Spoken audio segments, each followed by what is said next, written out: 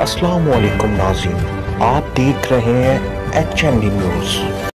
कोई रोही याद करेंदी, कोई रोही याद करेंदी, ढोला वल्ला तू नितहा सनेड़े देंदी, ढोला वल्ला तू कोई रोही याद करेंदी, कोई रोही याद करेंदी।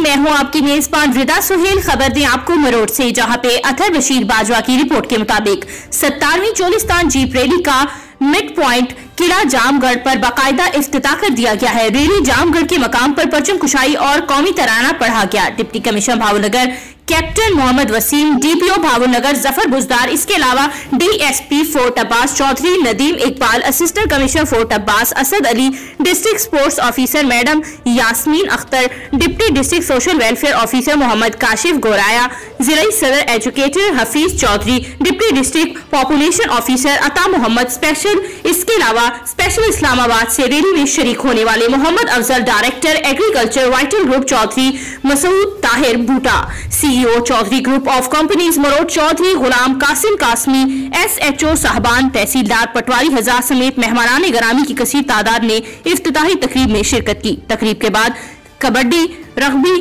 झूमर, मुशाहिरा और दीगर प्रोग्राम्स अरूज पर। मिड पॉइंट किला जामगढ़ पर सबसे अच्छा स्टॉल सोशल वेलफेयर की तरफ से लगाया गया, जिसको तमाम मेहमानान ने खुसूसी ने सबसे ज्यादा पसंद किया, क्योंकि इस स्टॉल में चोलिस्तानी सकाफत को उजागर किया गया। रैली को एंजॉय करने के लिए अवाम की कसीर तादाद किला जामगढ़ पर मौजूद थी। नाइट प्रोग्राम और कल जीप रैली के प्रोग्राम अभी बाकी हैं।